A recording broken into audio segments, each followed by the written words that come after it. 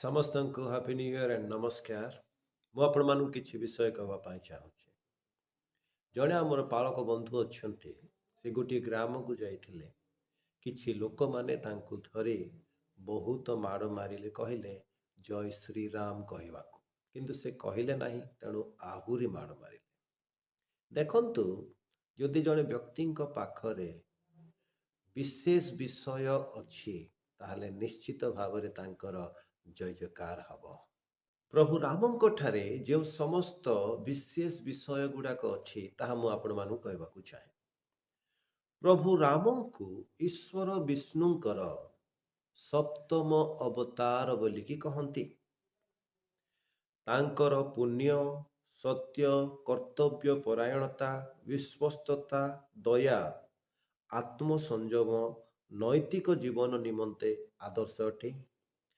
ପରିବାରକୁ ମୂଲ୍ୟ ଦେବା, ଧାର୍ମିକତାରେ ରାଜତ୍ୱ କରିବା ହେଉଛି ତାଙ୍କ ବିଷ୍ଣୁ ଅବତାରର ଆତ୍ମିକ ତାତ୍ପର୍ଯ୍ୟ ଅଟେ। ପାଞ୍ଚଟି କଥା ପ୍ରଭୁ ରାମଙ୍କ ବିଷୟରେ ମୁଁ କହିବାକୁ ଚାହେଁ। ପ୍ରଥମ ହେଲା ଧର୍ମ ଓ କର୍ତ୍ତବ୍ୟ। ସେ ନିଜର ଇଚ୍ଛା ଓ ଅଭିଳାଷା ଅପେକ୍ଷା କର୍ତ୍ତବ୍ୟକୁ ଗୁରୁତ୍ୱ ବା ଅଗ୍ରାଧିକାର ଦେଲେ। ପିତାଙ୍କ ପ୍ରତିଜ୍ଞାକୁ ପୂର୍ଣ୍ଣ କରି 14 ବର୍ଷ ବନବାସ କଲେ। ଧାର୍ମିକତା ନିମନ୍ତେ ନିଜକୁ ସମର୍ପଣ କଲେ। ଦ୍ୱିତୀୟ ବିଷୟ, ମର୍ଯ୍ୟାଦା ପୁରୁଷୋତ୍ତମ। ସେ ନିଜକୁ ଏକ ନିଖୁଣ ବ୍ୟକ୍ତି ଭାବେ ଉପସ୍ଥାପନା କଲେ। ସମସ୍ତ ପରିସ୍ଥିତିରେ ସାଧୁତା, ଆତ୍ମସଂଯମ ଓ ଉତ୍ତମ ଆଚରଣ ତାଙ୍କର ଥିଲା। ତୃତୀୟ ବିଷୟ, ନିଷ୍ଠାବାନ ଓ ପାରିବାରିକ ମୂଲ୍ୟ। ତାଙ୍କ ସ୍ତ୍ରୀ ପ୍ରତି ପ୍ରଗାଢ଼ ସ୍ନେହ, ବଡ଼ ଭାଇ ପ୍ରତି ସମ୍ମାନ, ଭାଇମାନଙ୍କ ପ୍ରତି ବିଶ୍ୱସ୍ତତା ପ୍ରକାଶ କରେ। ପାରିବାରିକ ବନ୍ଧନକୁ। ଚତୁର୍ଥ ବିଷୟ, ନ୍ୟାୟ ଓ କରୁଣା। ସେ ନ୍ୟାୟରେ ଶାସନ କଲେ, ଲୋକମାନଙ୍କ ଯତ୍ନ ନେଲେ, ଶତ୍ରୁକୁ ମଧ୍ୟ ଦୟା ଦେଖେଇଲେ। ପଞ୍ଚମ ବିଷୟ, ସାହସ ଓ ବଳ। ଚୁନୌତିପୂର୍ଣ୍ଣ ପରିସ୍ଥିତିରେ ସାହସ ଓ ବଳ ଦେଖେଇଲେ।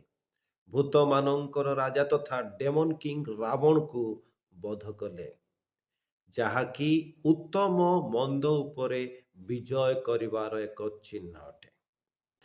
କେତେ ସମସ୍ତ ଉତ୍ତମ ବିଷୟ ପ୍ରଭୁ ରାମଙ୍କ ଠାରେ ଅଛି, ନୁହଁ କି? ଯଦି ଏହି ସମସ୍ତ ତଥା ସେହି ଲୋକମାନଙ୍କ ଠାରେ ଯେଉଁମାନେ ଜୋର ଜବରଦସ୍ତି କରି ଜୟ ଶ୍ରୀରାମ କହିବାକୁ କହୁଛନ୍ତି, ସେମାନଙ୍କ ଠାରେ ଥାନ୍ତା, ତାହେଲେ କେତେ ଭଲ ହେଇଥାନ୍ତା। ଆମ ଦେଶ ଆଜି ଶାନ୍ତିରେ ରହିଥାନ୍ତା। ହେଲେ ଏହି ସମସ୍ତ ବିଷୟ ନୈତିକ ବିଷୟ ମାନ ଥିଲା। ଜଣେ ଆଧ୍ୟାତ୍ମିକ ବ୍ୟକ୍ତି ନିମନ୍ତେ ଅନ୍ୟ ସମସ୍ତ ବିଷୟ ଗୁଡ଼ାକ ଆବଶ୍ୟକ ଥାଏ, ଯାହାକି ସେ ନିଜ ଜୀବନ ମଧ୍ୟରେ ଖୋଜିଥାଏ। ଆଉ ତାହା ଆମେ ପ୍ରଭୁ ଯୀଶୁଙ୍କ ଠାରେ ଦେଖିବା। ପ୍ରଭୁ ଯୀଶୁଙ୍କର ନୈତିକ ଜୀବନ ଉଚ୍ଚ କୋଟିର ଥିଲା। ତେଣୁ ମୁଁ ଆଧ୍ୟାତ୍ମିକ ତିନୋଟି ବିଷୟ, ଯାହା ମନୁଷ୍ୟ ନିଜ ଜୀବନ ମଧ୍ୟରେ ଚାହେଁ, ତାହା କହିବାକୁ ଚାହୁଁଛି। ପ୍ରଥମ ବିଷୟ ହେଉଛି, ସେ ହେଉଛନ୍ତି ସୃଷ୍ଟିକର୍ତ୍ତା। ସେ ଜଗତ, ଆକାଶ ମଣ୍ଡଳ, ସମସ୍ତ ବ୍ରହ୍ମାଣ୍ଡର ସୃଷ୍ଟିକର୍ତ୍ତା, ଯାହାକି ବାଇବଲର ଯୋହନ ପୁସ୍ତକ 1 ପର୍ବ 1 ପଦରୁ 3 ପଦ, ପୁଣି କଲୋସିୟ 1 ପର୍ବର 16 ପଦରେ ପ୍ରକାଶ କରେ। ସେ ମନୁଷ୍ୟର ମଧ୍ୟ ସୃଷ୍ଟିକର୍ତ୍ତା ଅଟନ୍ତି। ଜଗତ ମଧ୍ୟରେ ରହୁଥିବା ପ୍ରତିଟି ବ୍ୟକ୍ତି ପାପୀ ଅଟନ୍ତି। ଦ୍ୱିତୀୟ ବିଷୟ ହେଉଛି, ସେ ଉଦ୍ଧାରକର୍ତ୍ତା। ଯଦି ଆମେ ମାଥ୍ୟୁ ତାର 1 ପର୍ବର 21 ପଦ, ପ୍ରଥମ ତିମୋଥୀ 1 ପର୍ବର 15 ପଦ, ଲୁକ ପୁସ୍ତକ ତାର 5 ପର୍ବର 32 ପଦ, ଲୁକ ପୁସ୍ତକ 19 ପର୍ବର 10 ପଦ, ରୋମିଓ ପୁସ୍ତକ 5 ପର୍ବର 8 ପଦ, এই ସମସ୍ତ ପଦମାନଙ୍କୁ ଦେଖୁ, ତାହେଲେ ଯୀଶୁ ଖ୍ରୀଷ୍ଟଙ୍କର ନାମର ଅର୍ଥ ହେଲା ଉଦ୍ଧାରକର୍ତ୍ତା। ଅର୍ଥାତ୍ ଯୀଶୁଙ୍କ ନାମର ଅର୍ଥ ହେଲା ଉଦ୍ଧାରକର୍ତ୍ତା। ସେ ଜଗତ ମଧ୍ୟକୁ ଆସିଲେ ପାପୀମାନଙ୍କୁ ଉଦ୍ଧାର କରିବା ନିମନ୍ତେ। ସେ ପାପୀ ନଥିଲେ, କିନ୍ତୁ ଉଦ୍ଧାର କରିବା ନିମନ୍ତେ ପାପୀ ସ୍ୱରୂପ ହୋଇ ନିଜ ଜୀବନକୁ କ୍ରୁଶରେ ସମର୍ପଣ କଲେ ଆଉ ଉଦ୍ଧାର କାର୍ଯ୍ୟ ସାଧନ କରିଛନ୍ତି। ତୃତୀୟ ବିଷୟ ହେଲା, ସେ ସ୍ୱର୍ଗ ବା ଅନନ୍ତ ଜୀବନ ପ୍ରଦାନ କରନ୍ତି। ଯଦି ଆମେ ଯୋହନ ତାର 3 ପର୍ବର 16 ପଦ, 10 ପର୍ବର 28 ପଦ, 17 ପର୍ବର 3 ପଦକୁ ପଢ଼ିବା, ତାହେଲେ ସେଇ ଜାଗାରେ ଏ ପ୍ରକାର ଭାବରେ ଲେଖା ଅଛି ଯେ ସେ ଯୀଶୁ ଅନନ୍ତ ଜୀବନ ପ୍ରଦାନ କରନ୍ତି, ଯାହାକି ସ୍ୱର୍ଗ ବୋଲିକି କୁହାଯାଏ। ତେବେ ଜଣେ ବ୍ୟକ୍ତି ଯିଏକି ପାପରୁ ଉଦ୍ଧାର ପାଇବାକୁ ଚାହୁଁଥିବ, ସ୍ୱର୍ଗକୁ ଯିବାକୁ ଚାହୁଁଥିବ, ସେ ତାହା ପାଇଗଲା ପରେ ତାଙ୍କୁ ମାର, ପିଟ କି ମାରିଦିଅ, ସେ କେବେ ବି ଅନ୍ୟର ଜୟ ଜୟକାର କରିପାରିବ ନାହିଁ। କେବଳ ଯୀଶୁଙ୍କର ହିଁ ଜୟ ଜୟକାର କରିବ। ପ୍ରିୟ ଭାଇ ଓ ଭଉଣୀମାନେ, ଜୋର ଜବରଦସ୍ତି କରିକି ଜୟ ଶ୍ରୀରାମ କହିବା ପାଇଁ କହୁଛନ୍ତି କାହିଁକି? ଏହା ଭୁଲ ନୁହଁ କି? ଆଜି ଗୋଟିଏ ଆଡ୍ ଦେଖୁଥିଲି, ଗୋଟିଏ ଝିଅଙ୍କୁ ଜଣେ ଜୋର ଜବରଦସ୍ତି କରି କହୁଛନ୍ତି ଜୟ ଶ୍ରୀରାମ କହିବାକୁ, କିନ୍ତୁ ସେ ଝିଅ ମନା କରୁଛନ୍ତି। ସେ କହିଲେ, ମୁଁ ଏକ ସେକୁଲାର କଣ୍ଟ୍ରି ତଥା ଧର୍ମ ନିରପେକ୍ଷ ଦେଶରେ ବାସ କରେ। ମୁଁ ଯାହାକୁ ଇଚ୍ଛା କରିବି ତାହାଙ୍କର ଜୟ ଜୟକାର କରିବି। ଆମ୍ଭମାନଙ୍କୁ ଆମର ଦେଶ ସ୍ୱତନ୍ତ୍ରତା ଦିଏ। ଆମେ ଯାହାଙ୍କୁ ଇଚ୍ଛା କରିବା ତାଙ୍କୁ ମାନିବା, ତାଙ୍କରି ଜୟ ଜୟକାର କରିବା।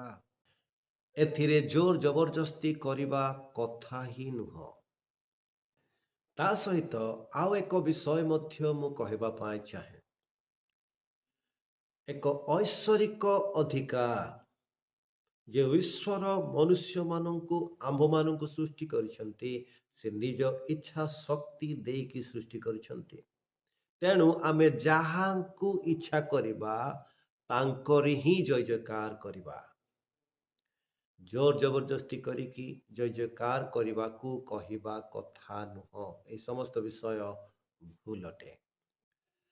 ବାଇବଲରେ ଗୋଟେ କଥା ଲେଖା ଅଛି ଯେ ସର୍ବାନ୍ତକରଣ ସହିତ ସଦାପ୍ରଭୁଙ୍କର ଜୟ ଜୟକାର କର। ମନ, ପ୍ରାଣ, ଆତ୍ମାର ସହିତ ଜୟ ଜୟକାର କରିବା ନିମନ୍ତେ କୁହାଯାଇଛି। ଯିଏ କେବଳ ପାଟିରୁ କହେ ତାଙ୍କରି ଜୟ ଜୟକାର ଗ୍ରହଣ ହୋଇନଥାଏ। ତେବେ ମୁଁ ବିଶ୍ୱାସ କରୁଛି, ଯେବେ ଜୋର ଜବରଦସ୍ତି କରିକି କହିବା ନିମନ୍ତେ କୁହାଯାଉଛି ଆଉ ଜଣେ ବ୍ୟକ୍ତି କହି ମଧ୍ୟ ଦଉଛି, ତାହେଲେ ହୁଏତ ପ୍ରଭୁ ରାମ ତାଙ୍କୁ ଗ୍ରହଣ କରୁନଥିବେ, ସେ ଦୁଃଖିତ ହେଉଥିବେ। ତେଣୁ ମୁଁ ପ୍ରତ୍ୟେକଙ୍କୁ ଅନୁରୋଧ କରିବାକୁ ଚାହେଁ, ଯେଉଁମାନେ ଜୋର ଜବରଦସ୍ତି କରି ଜୟ ଶ୍ରୀରାମ କହିବାକୁ କହୁଛନ୍ତି, ଏ ସମସ୍ତ ବିଷୟ ବନ୍ଦ କରନ୍ତୁ। ପ୍ରଭୁ ପ୍ରତ୍ୟେକଙ୍କୁ ସଦ୍ଜ୍ଞାନ ସଦ୍ବୁଦ୍ଧି ଦିଅନ୍ତୁ, ଯଦ୍ୱାରା ଯାହା ଆମେ ଶୁଣିଲୁ ତାଙ୍କୁ ନିଜ ଜୀବନ ମଧ୍ୟରେ ଗ୍ରହଣ କରିକି ଏକ ଉତ୍ତମ ଜୀବନ ଯାପନ କରିବା ନିମନ୍ତେ, ପୁଣି ଦେଶରେ ଶାନ୍ତିରେ ନିଜେ ରହି ଅନ୍ୟମାନଙ୍କୁ ରହିବାକୁ ଦେବା ନିମନ୍ତେ। ଜୟ ଯୀଶୁ।